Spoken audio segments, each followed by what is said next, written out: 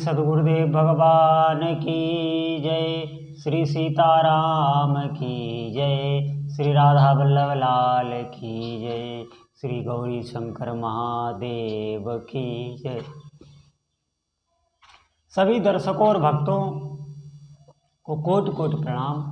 सबको प्रेम भरा जय जय श्री राधे।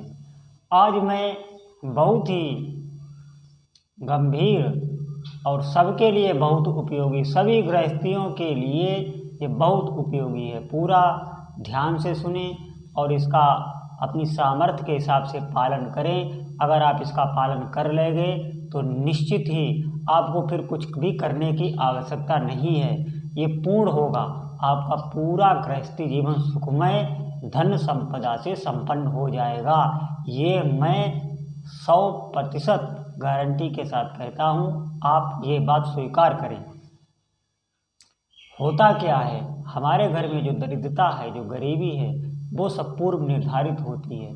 कुछ भी यहाँ ऐसा नहीं हो रहा है जो पहले से निर्धारित ना हो। मैंने पहले भी बताया था कि रील पहले बन जाती है, पिक्चर बाद में बनती है। ऐसे ही जो हमारे जीवन का रील है वो निश्चित कर दिया गया है। बाद में आप जो भी कर रहे हैं, सुन रहे हैं, ये सब हो रहा है, जो भी आपकी दुनिया है वो पहले से ही निर्धारित है, बन चुकी है, बन के रख चुकी है। उसी हिसाब से आपका जीवन चल रहा है। आपने भजन अब आरंभ किया है, इसका फल भी आपको मिलने लगेगा। ये जितना आप तीव्र करते चले जाएंगे। अब एक बात गौर से सुने। आपके घर में जो रसोई होती है, आप अगर अपने घर में बरकत चाहते हैं, बहुत जल्दी चाहते हैं, तो आपको ये कार्य अवश्य करना होगा। आपके घर की रसोई बहुत पवित्र होनी चाहिए।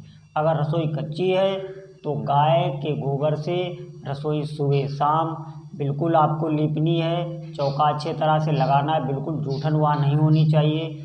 सुबह जब रसोई बनती है या शाम को जब रसोई बनती है तो रसोई बनने से पहले एक दीपक, आप एक लोटा ले लीजिए, उसमें जल, उसमें एक सिरवा होता है या छोटा कोई बर्तन रख दीजिए, कटोरी, उसमें आप थोड़ा अनाज, गेहूँ, जौ, जो भी उपलब्ध हो, चावल, वो उसके ऊपर एक दीपक आपको रखना है।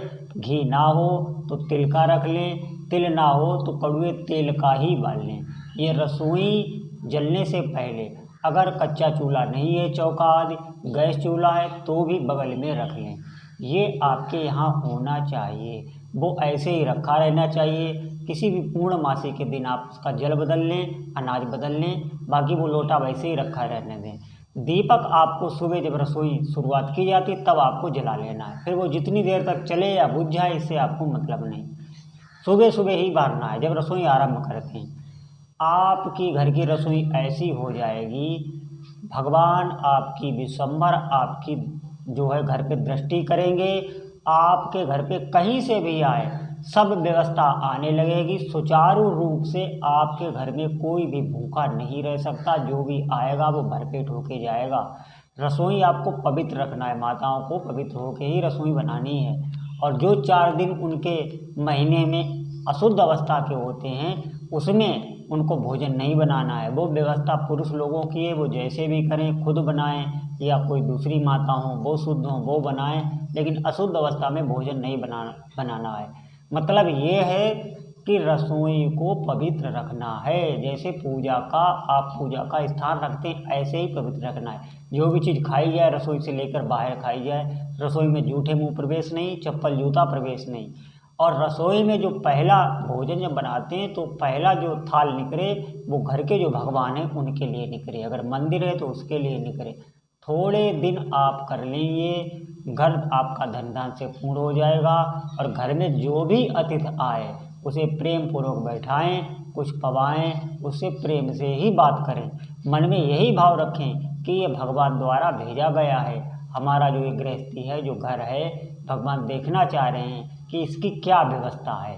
आपको ये दिमाग में रखना है, भगवान ये देखना चाह रहे हैं कि इसकी क्या व्यवस्था है, इस गृहस्थी की क्या व्यवस्था है। जो भी आ रहा है, कोई जान पहचान वाला अतिथि आ रहा है, कोई अनजान वाला भी आ रहा है, उसका आपको बहुत ध्यान रखना है, वो निराश ना होके जाए।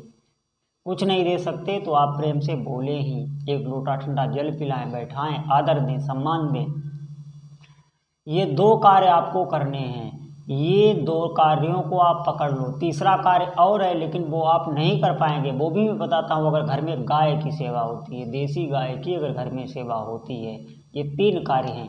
अगर ये तीसरे वाले को आप ना कर पाएँ तो ये 2 जरूर करें।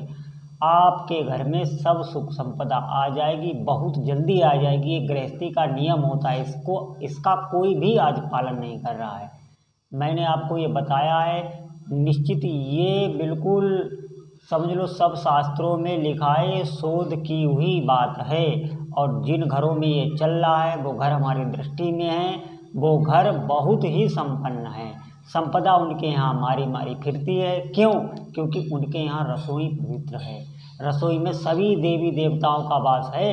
शिव पुराण, स्कंद पुराण, मैंने बहुत सी पुराणों में अध्ययन किया है। जो आपके घर की रसोई होती है वहाँ बगैर ही सभी बुलाए ही सभी देवी देवता एक बार आते हैं, उनको बुलाया नहीं जाता है। हम कोई प्राण प्रतिष्ठा मंदिर बनवाते हैं तो उनमें आह्वान किया जाता है, लेकिन रसोई में आह्वान नहीं किया जाता। वहाँ अपने हाथ आते हैं, लेकिन वो आपकी अशुद्धता ये सब देखकर फिर वो दोबारा नहीं आते। इसलिए आप पवित्र बनाएं, रसोई पर विशेष ध्यान दें। आपकी घर की बरकत वहीं से होनी है, ये बात मेरी गांठ बांध लो। बोलो जय जय।